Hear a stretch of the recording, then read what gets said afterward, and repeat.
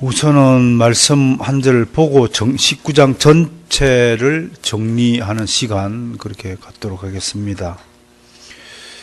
17절에 한 천사가 등장합니다. 근데 천사가 어디에 서 있냐면 태양 안에 서 있다. 그러면 이 구절만 보면 불심판이 있을 것을 암시하는 거죠. 그죠? 불심판이 있다. 뜨거운 태양 안에 서 있으니까. 네.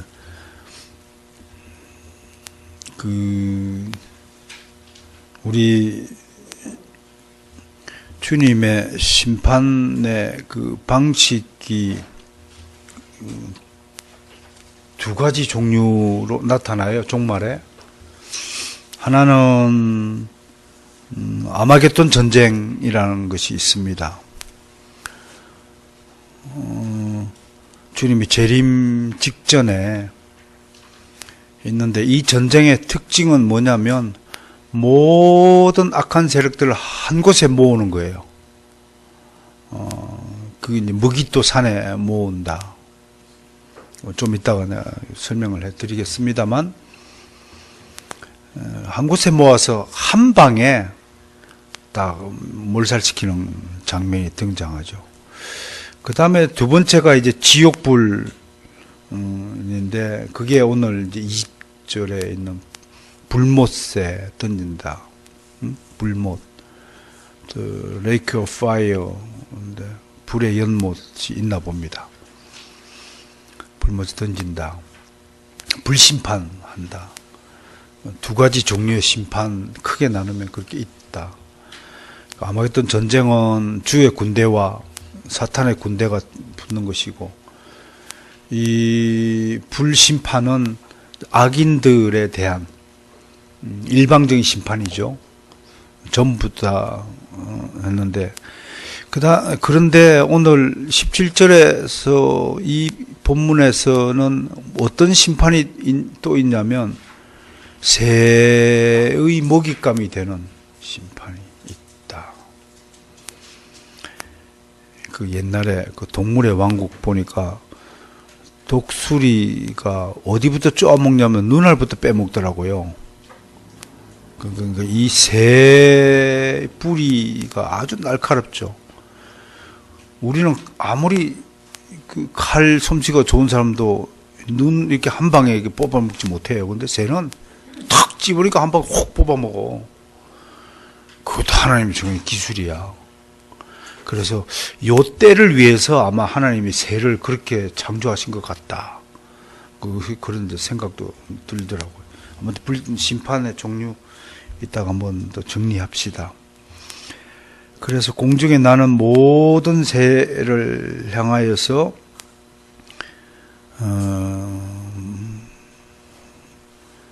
하나님의 큰 잔치로 모여라. 그러니까 우리가 예수님의 재림과 함께 세 가지 잔치가 있다고 그래요. 뭔 잔치인가요? 재림 때 혼인잔치가 있잖아요. 그래서 지금 19장에서 혼인잔치 할 때 세 종류의 찬송가가 울려 퍼지잖아요. 그것도 좀 정리합시다. 두 번째는 뭐 그걸 잔치라고 말씀할 수 있지만 생명체에 기록된 말씀이 이루어지는 것에 대해서 우리가 격한 반응을 보니까 그걸 말씀잔치라고 하고, 여기에 있는 건 이제 새들한테는 이게 잔치지 뭐. 정말. 그게 보니까 짐승만 있는 것이 아니고 누구의 살들이냐면 결국은 사람들의 살을 먹도록 되어 있어요. 18절 봐요. 왕들, 장군들, 장사들, 말들, 그 탄자들의 살, 자위원들의 종들이나 작은 자나 큰 자나 모든 자의 살을 먹어라. 짐승이라고는 말 하나밖에 없어요. 말을 탔으니까 말이 있겠죠. 그러니까 19절에는 이제 이 악한 세력들이 총궐기하죠. 그죠? 총 긁기에서 군대를 이루어요. 19절 보면 두 번째 줄에 군대들이 모여 이러다가 당한다. 그러니까 군대를 모였다는 것은 무리를 지었다는 거죠. 최후의 결전을 하는 거죠. 그래서 이 전쟁을 우리가 아마겟돈 전쟁이다. 그렇게 말들을 하는 겁니다. 그러나 전쟁의 결과는 어떻게 되느냐? 산채로 유황불못에 던져진다. 이게 특징이에요. 이게 이제 어마어마한 고통을 우리는 상상할 수 있어요. 죽은 시체가 그냥 불 붙는 못에 들어가면 그 뭐 고통이 아니죠. 죽었는데 뭐 죽은 사람이 뭐 느껴요? 그러나 산채로 유황불못에 던져진다고 오늘 계시록 기록에 두고 있어요. 이게 어마무시한 고통이 수반되는 것이다. 그렇다면 이 아마겟돈 전쟁은 과연 어떤 전쟁인가 좀 더 우리가 깊이 알아볼 필요가 있어요. 원래는 그 히브리어는 하라 메기도 하는데 하라 메기도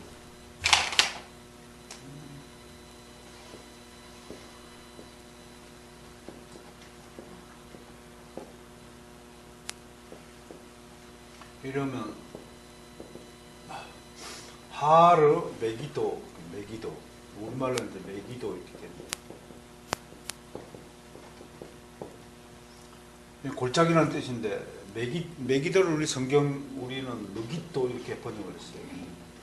무깃도의 산이다 이런 뜻이거든요. 이거를 이제 70인역에서 헬라 히브리어로 하면 이제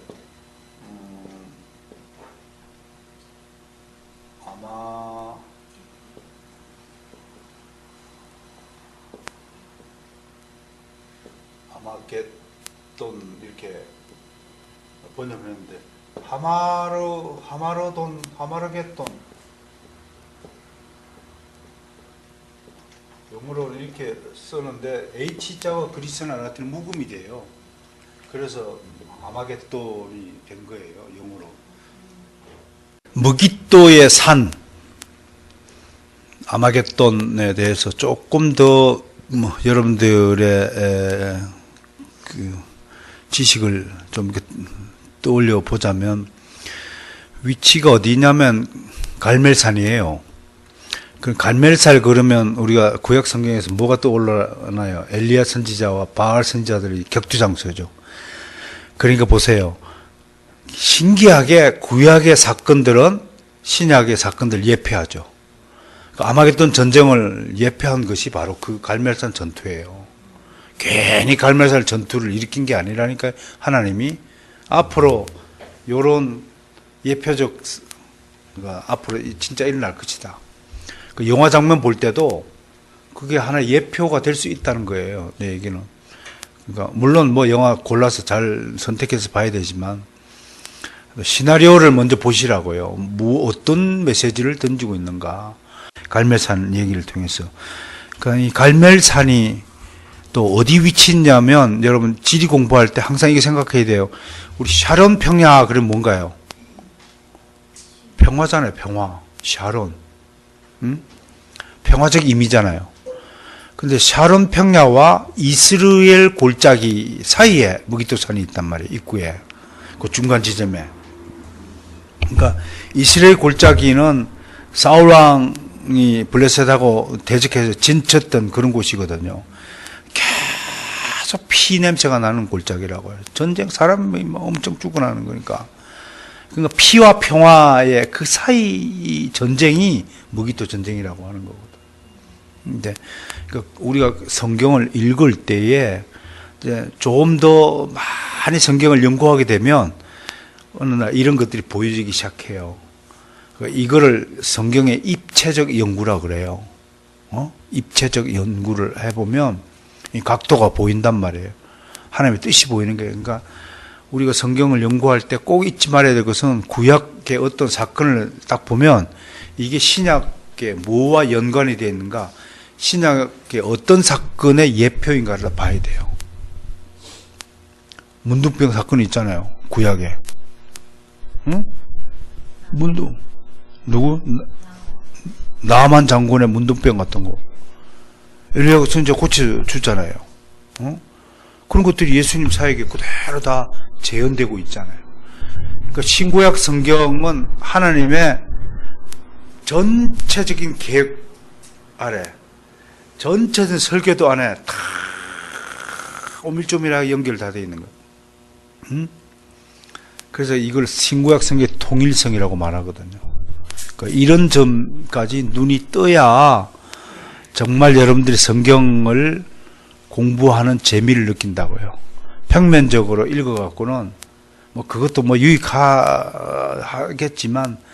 은혜의 깊이, 감동의 깊이를 영화를 보더라도 여행을 가더라도 그냥 여행 가면 뭐 별거 아니네 뭐 대충 훑어보고 뭐 씩 지나가는 사람이 있는데 그 시간을 허비하는 사람, 영화 한 편을 보더라도 이렇게 이 시대에 무엇을 이야기하는가 좀 이런 진지한 고찰이 있어야 인생에 의미가 있지.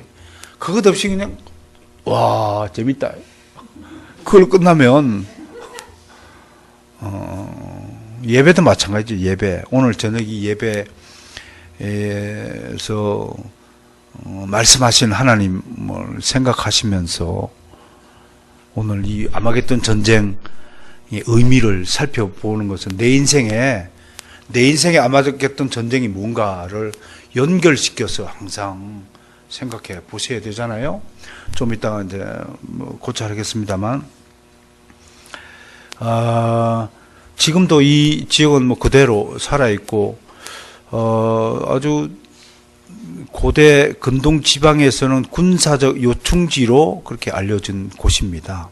특히 솔로몬 왕 때는 이제 기병대를 주둔시켜서 여기 이제 말들이 요한계시록에 등장하잖아요.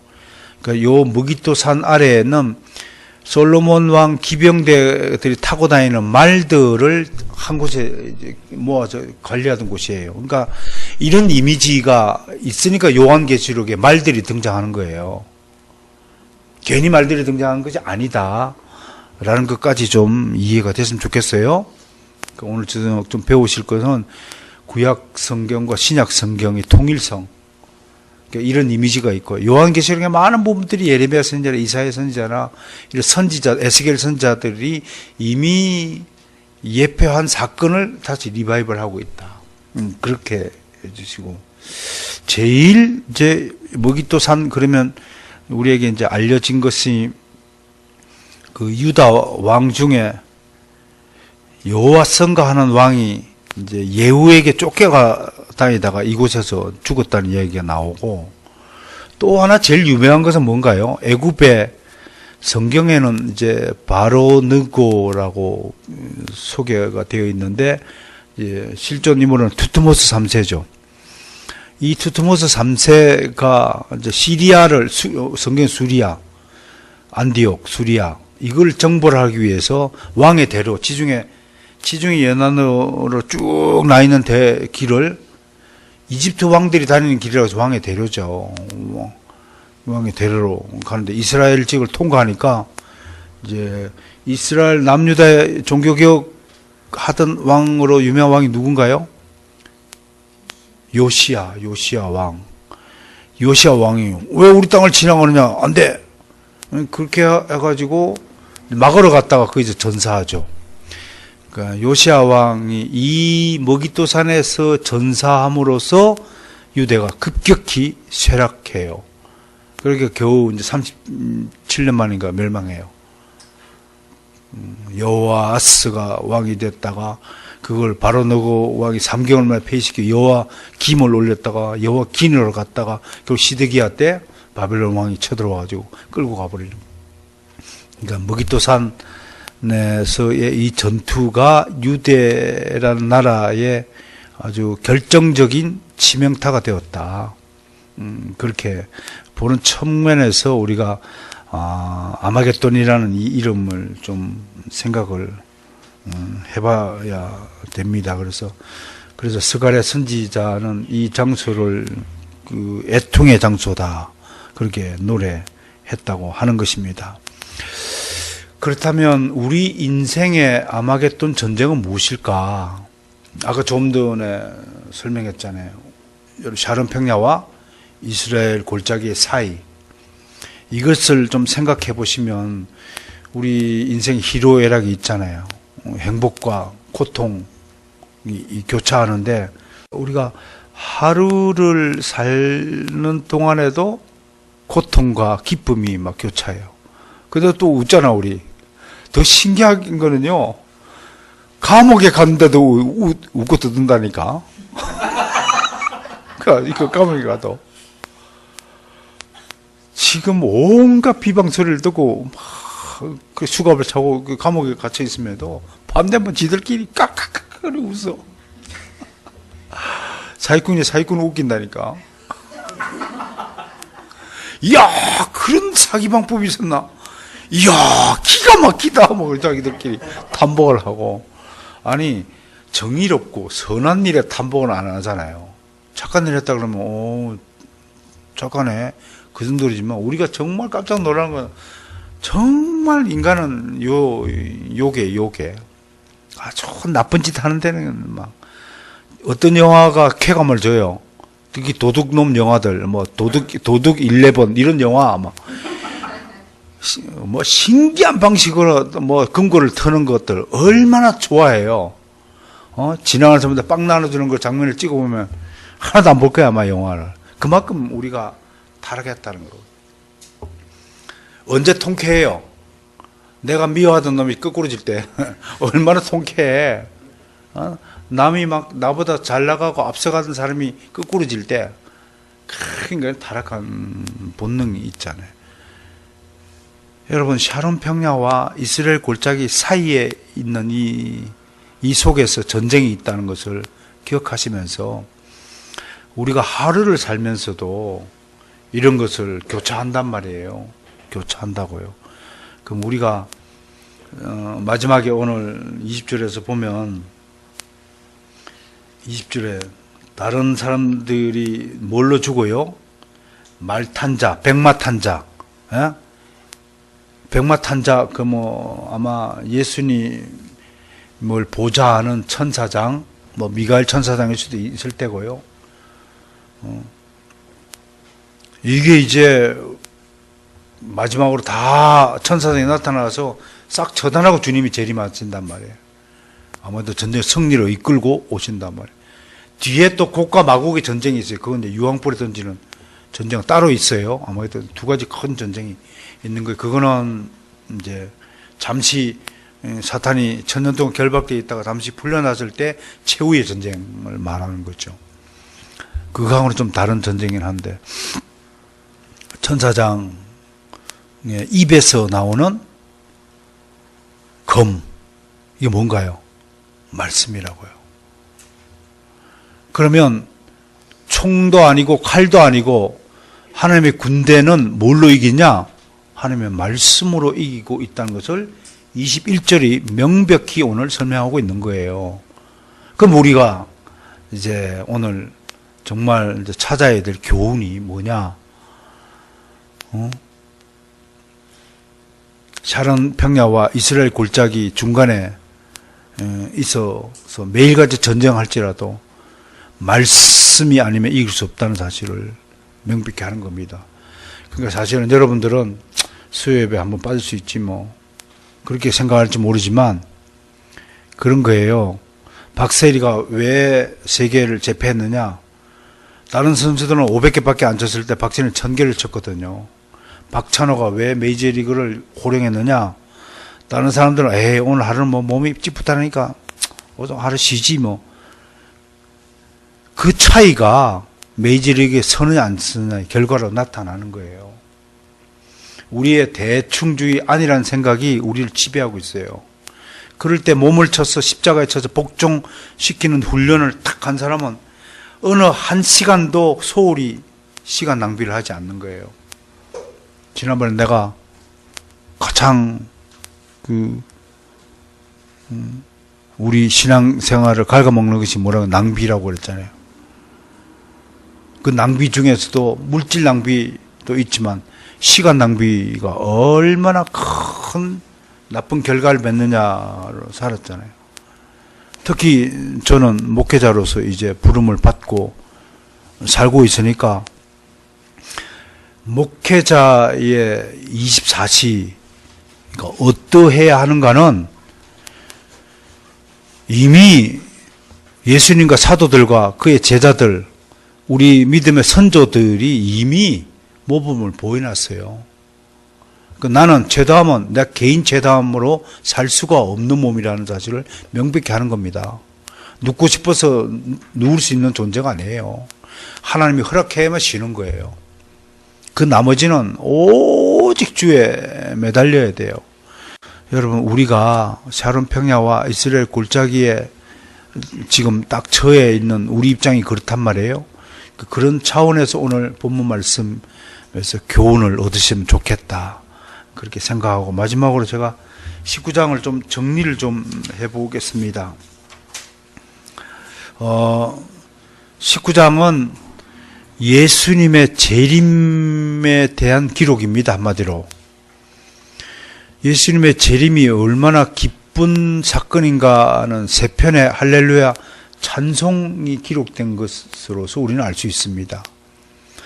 근데 재림에 대해서 한 5가지 정도의 상식을 좀 가져야 된다. 첫 번째, 재림의 시기는 언제입니까? 알 수 없다. 그냥 마태복음 24장 42절에 그냥 도적같이 이른다, 그렇게 표현하고 있어요. 이 뜻이 뭘까 생각해 봐야 돼요.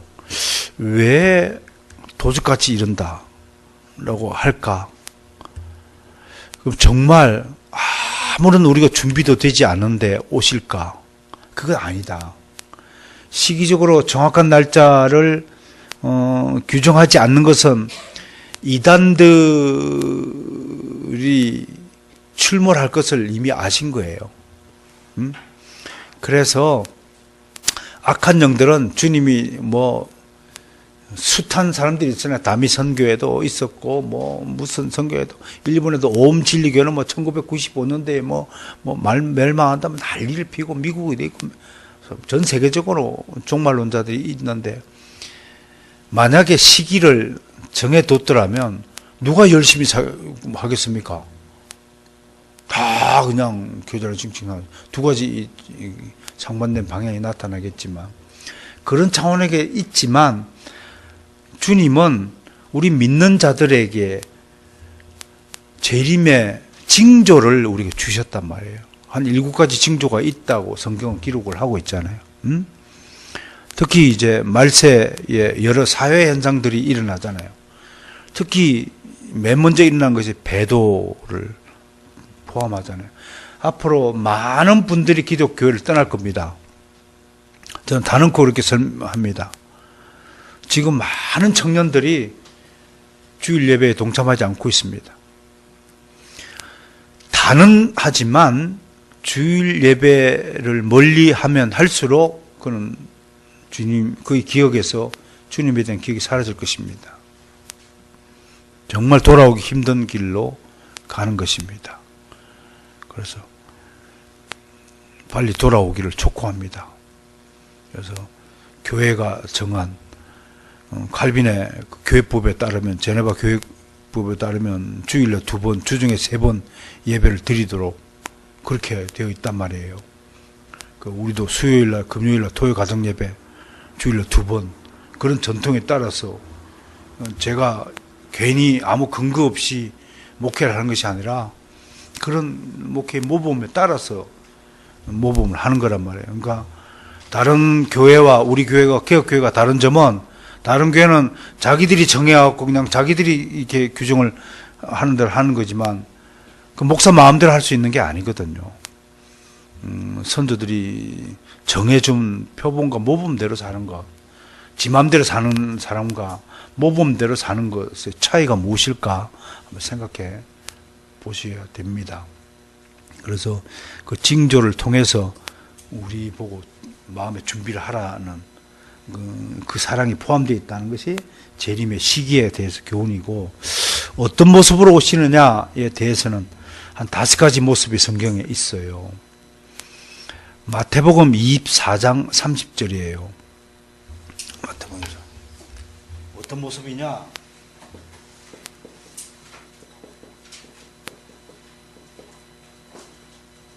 구름 타고 오십니다. 구름 타고 영광 가운데 오십니다. 한번 찾아서 읽어볼까요? 구름 타고 영광 가운데 오십니다.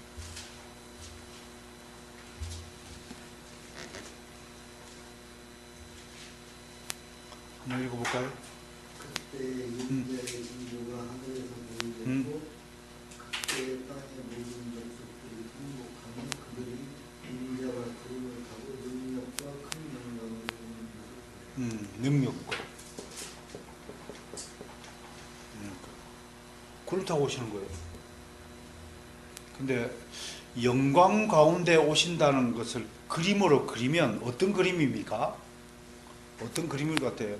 능력과 영광 가운데 온다는 것을 어떻게 회화할 수 있습니까, 여러분은? 우리가 인간이 생각하기로는 것은 예수님이 빛이잖아요. 참 빛이잖아요. 빛의 존재를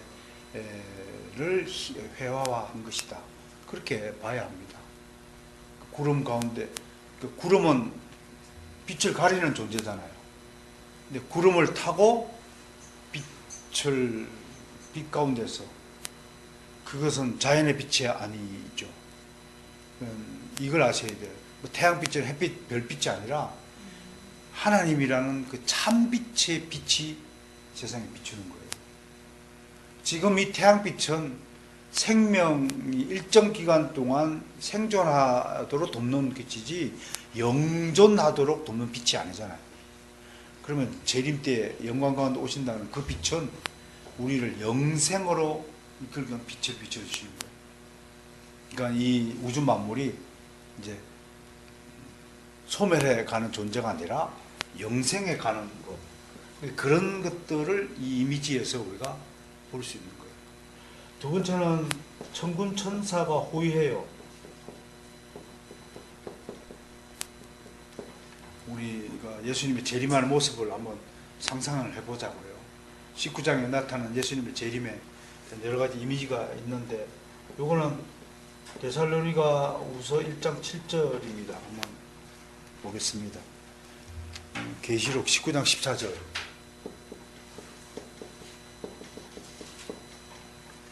천군천사가 호위한다. 계시록부터 찾아볼까요? 19장 14절.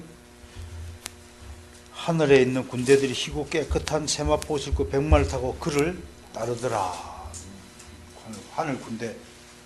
여기 계시록에서 하늘 군대라고 그랬죠. 데살로니가서 1장 7절 찾아볼까요?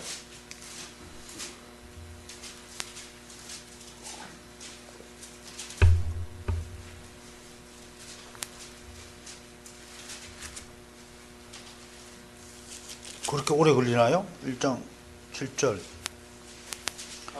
환난을 받는 너희에게는 우리와 함께 안식으로 갚으시는 것이 하나님의 공이시니 주께서 자기의 능력의 천사들과 함께 하늘로부터 불꽃 가운데에 나타나실 때, 여기 불꽃이라는 용어가 등장하죠. 근데 이 불꽃은 자연의 빛이 아니라는 사실을 좀 유념할 필요가 있어요. 세 번째, 또 계시록 19장을 갑시다. 19장 1절부터 10절에는 뭐가 기록이 됐나요? 하늘에 허다한 물이 큰 음성 같은 게 할렐루야, 구원과 영광과 능력이 우리 하나님께 있도다 하면서 재림할 때 뭐가 있어요? 천사들의 찬양을 받으며 오신다. 계시록 19장 1절부터 10절 오신다. 이건 이제 구체적인 모습이고, 네 번째는 또 계시록에 있는 거죠. 계시록 11절부터 16절까지는 영광의 승리자의 모습.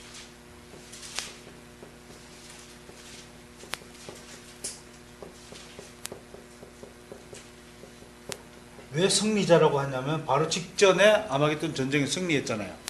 그죠? 그래서 승리자라고 한 거예요. 요 19, 11절부터 16까지 있죠. 마지막으로는 최후의 심판자의 모습. 최후의 심판자인데 손에다 뭘 들냐면 철장을 들고 오신다 그랬어요. 철장. 응? 철장을 들고 오세요. 요거 19절부터 21절 사이에 있어요.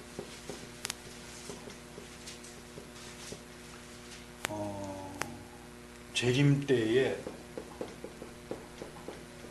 어떤 모습이냐 이렇게 보면 성경에 기록되는 요 5가지 모습을 온다는 거예요. 그럼 여러분들 이제 재림의 그림을 그릴 수 있습니까? 그림을 그릴 수 있나요? 그러니까 재림에 관한 그림들, 화가들 그림들이 제법 소개가 되어 있는데 제가 보기엔 어떤 그림은 많은 성도들의 하늘을 구름 속에 받으며 온다고 했는데 그 성경적이지 않은 거예요. 천군 천사들 호의를 받으며 오시는 거예요. 손에 철장 들고 심판을. 그러니까 이런 그림 하나도 성경적인 것의 내용이 아니라면 우리는 거부해야 합니다. 그 사람은 그 작가의 상상으로 만든 거니까 성경적이지 않아요. 그러니까 우리가 개혁파라고 얘기한 것은 개혁신학과 개혁신앙으로 또 뭉치진 분이잖아요. 그 개혁신학과 개혁신앙은 반드시 성경에 기초한 신학과 신앙이어야 한다. 그 점을 늘 강조하고, 그 다음에 재림 때에 아까 얘기다시 그럼 지상에서는 어떤 잔치가 벌어지느냐? 첫 번째는 혼인잔치가 벌어진다. 그게 오늘 19장 7절부터 9절까지가 있죠. 신랑 모습을 한번 봐요. 신랑 모습이 일단은 백마를 타죠. 그죠? 여러분 그 백마 탄 왕자라는 이미지가 어디서 나왔어요? 바로 이 성경에서 나왔어요. 그래서 보통 임금들은 백마를 타잖아요. 근데 그 바보 같은 짓이에요. 전쟁할 때 백마 타면은 표적이 되어갖고 빨리 죽잖아요. 빨리 죽으려면 백마 타야 돼. 주님만이 백마를 탈 수 있는 권한이 있는 거예요. 주님은 주님은 언제 도전할 수 없으니까. 괜히 지가 하나님도 아니면서 백마 타가지고 빨리 죽는 거. 요시야 왕도 백마 타다 빨리 죽었어. 그런 것들을 좀 생각하면서, 그러니까 우리가 사소한 행동마저도 이게 하나님의 원리가 있어요. 신적 원리가 있다고요. 그 신적 원리에 따라서 살아야 돼요. 먹는 것도 사실은 소식하며 몸에 이롭지 않은 것을 멀리하며 이렇게 살아야 되는데, 아휴, 라면 얼마나 맛있어요. 또 밤에 MSG 우리 그 유혹을 떨쳐볼 수 없잖아요. 또 술 좋아하시는 분들은 한 잔 그 찌끄는 그 맛을 못 부리잖아요. 담배 피는 사람들은 푹 내붓는 거 그거 다 몸에 해로운 거거든. 근데 해로운 것을 좋아하잖아요. 그런 차원에서 백마탄 분은 주님밖에 없다.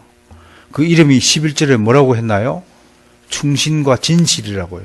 이야, 여러분 신랑감이 이야 정말 충성스럽고 진실한 분이다. 이거보다 더 좋은 신랑감이 어디 있어요? 응? 탁 봐도 말이 안 믿어지는 사람이 있거든. 탁 봐도 좀 어리숙하게 보이는 사람도 있거든. 응? 우리의 신랑감이 얼마나 진실한 분이냐, 충신이냐. 그 이름이 그렇다고. 12절에는 뭘 썼어요?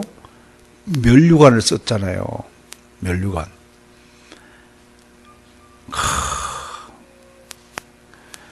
아내의 남편에 대해서 바라는 아내가 뭘 바랄까요? 잠언서도 있잖아요. 현숙한 여인은 남편의 머리 뿔을 높이는 자다. 남편의 면류관을 세워주는 것. 그 다음에 뭐예요? 13절에 피 뿌린 옷을 입었다고 해요. 이게 뭘 뜻해요? 좋은 남편은요, 아내를 위해서 희생을 감수하는 거예요. 아내를 지키고 보호하기 위해서. 그래서 거리를 거닐더라도 남편이 차 쪽으로 이렇게 도로 쪽으로 서고 해야 되는데, 피 뿌린 옷을 입었다는 것은 아내를 지키기 위해서 목숨을 걸었다는 게, 우리 주님이 신부를 위해서, 자기 아내를 위해서 괜히 입으로만 막 떠들고 막 하는 것이 아니라 중요한 때에 이렇게 자기 아내를, 가족을 지킬 수 있는 신랑, 그 주님밖에 없다는 것을 의미하잖아요. 그 다음에 15절에 보세요. 뭘 들었어요? 철장이잖아요. 그렇게 자상하고 그렇게 영광스럽게 인격적이신 분이 내 아내를 공격해 오는 심판하잖아요. 감히 네가 내 아내를 건드려? 주님의 신부가 누군가요? 교회잖아요. 주님은 교회를 대적하고 공격할 물이 됐죠. 철장 권세를 지킨다는 거. 그게 혼인잔치에 나타난 거예요. 그 다음에 13절에 보면 말씀의 잔치가 나타나요. 원수를 이긴 무기는 총칼이 아니라 15절에서 입에서 나오는 금이죠. 성령의 금이 에베소서 6장에서 말씀이죠. 그러니까 이게 뭔가요? 결국은 성경이 옳았다는 것이 확정되는 순간이라고, 이게 15절이. 결국은 성경이 정무한 하나님의 진리의 말씀임이 최종적으로 확정되는 그 순간에 반응은 없지만, 저는 이것이 모두가 이때 할렐루야, 우리가 믿었던 하나님의 말씀이 정말 옳았다, 얼마나 그때 쾌감되겠어요. 그래서 저는 이게 말씀의 잔치라고 보는 것이고, 21절에 세대의 잔치가 있다는 거 이렇게 하고, 맞아요. 네 번째, 오늘 마지막으로 아까 심판의 방식 내가 두 가지 얘기했죠. 하나는 아마겟돈 전쟁이고, 16장 14절과 16절에 아마겟돈 전쟁이 이미 한번 기술이 되었죠. 이것이 아마 3차 세계대전일 것이다. 미래 사회학자들은 그렇게 예측을 하는데, 3차 세계대전, 어떤 분은 이제 뭐기또 이 아마겟돈 가지고 장소를 자꾸 하는데, 예표적인 사건을 가지고 그걸 가지고 장소 지명에 얽매이는 것은 그 문자적 해석에 불과하다. 어떻든 상징적인 사건으로 우리가 있는데, 주님이 어떤 방식으로든 악의 세력을 한 곳에 불러 모아서 한 방에, 그때는 뭐 전 세력이 붙을 것인데, 3차 세계대전은 분명한 것은 그렇게 해석하면 안 되는 이유가, 3차 세계대전은 세상 왕국과 세상 왕국의 전쟁이지 하나님의 군대와 땅의 군대의 전쟁이 아니에요. 그러니까 자꾸 그렇게 해석을 몰아가는 사람들이 있는데, 좀 그렇게 유치찬란한 해석을 좀 안 했으면 좋겠어요. 그 성경에 기록된 계시의 말씀이 그렇게 단편적인 그런 차원에서 존재하는 건 아니기 때문에 그래요. 그 다음에 두 번째 심판이 오늘 20절에 있는 지옥불인데, 오늘 특징이 뭔가요? 산채로 지옥불에 던져질 자인데, 이때 뭐냐면 1차 아마겟돈 전쟁이 벌어지면서도 살아남은 자가 있다고 그래요. 그죠? 살아남은 자. 야, 독한 놈들이죠? 그 전쟁에서도, 그 옛날에 수많은 전쟁에 있어도 몰살을 했지만 기어이 살아남은 한두 사람이 있잖아요. 참 그 기적하고 같은 거야. 시체 밑에 숨어가지고 있다가 다 죽은 줄 알고 살아남은 사람들도 있고, 기절했다가 눈을 깨보니까 다 죽은데 저 혼자만 사는 그 생존자가 있어요. 그리고 사실은 666표를 받은 마귀 숭배자들도 있는 것이고요. 이런 자들, 이런 정말 악인 중에 대표적인 악인들이 이때에 산채로 불못에 던져지는 거예요. 그래서 오늘 이제 19장을 총 정리하면서 우리가 받은 교훈에 대해서 알아보았지만 아까도 설명드렸다시피 아마겟돈 전쟁을 통해서 우리가 서 있는 이 아마겟돈의 위치에서 우리 인생을 한번 조명해 봤으면 좋겠고요. 또 반드시 지옥불 심판이 있다는 거. 신약 성경이 총 260장이잖아요. 260장 중에서요, 지옥에 대한 언급은 외워두세요. 234회나 언급이 되고 있다는 거예요. 2, 3, 4. 지옥이 있다라고 그렇게 계속 반복해서 강조하는 것에 대해서 우리가 절대로 무시하면 안 되고. 자, 이제 19장까지 주님의 재림까지 다루었습니다.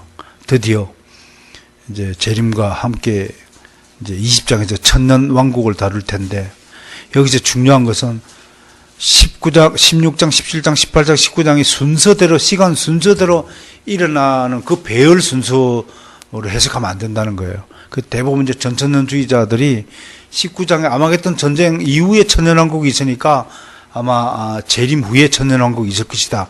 그렇게 해석하는 것도 문자적 해석이라고요. 어딘지를, 그 시기는 19장이 먼저 일어나고 20장이 뒤에 일어난 것이 아니에요. 논리적인 순서일 뿐이죠. 우리가 구원의 서정 다룰 때도 소명, 중생, 믿음, 회심이 논리적으로는 순서를 이렇게 늘어놓고 우리 공부를 해야 되지만 그걸 한꺼번에 일어나는 거죠. 한꺼번에. 그런 차원에서 우리가 좀 20장을 천년왕국에 대한 입장을 다음 주에 잘 정리해 드릴 테니까, 초반부에 제가 천년왕국을 한번 가르쳐 드리긴 했지만 또 여러분들이 그렇게 뭐 천년왕국에 대해서 기억을 또 똑바로 갖고 있을 만큼 훌륭한 머리를 지니신 분이 아니라는 사실은 명명백백해 보이니까, 또 다음 주에 이제 천년왕국에 대해서 지난번에는 기초를 다졌다면 다음 주에는 좀 살을 좀 붙여서 신학적인 의미까지도 좀 잘 새겨서 들으시면 좋겠다 라는 것입니다. 여러분은 지금 솔직히 말씀드리면 뭐 제 입장이긴 합니다만, 여러분들이 지금까지 듣도 보지도 못한 요한계시록의 참맛을 지금 즐기고 있다라는 것을 좀 자부심을 가져주시길 바라요. 제가 간단하게 요한계시록을 연구한 것도 아니고 상당히 이렇게 신학적으로 또 교리적으로 또 여러 가지 또 문법적인 사건, 역사적 사건까지도 다 에둘러서 여러분들에게 소개하고 있는 것이기 때문에 널리 좀 알리셔서 다음 주 천년왕국만이라도 제대로 좀 공부하는 시간이 되기를 바랍니다.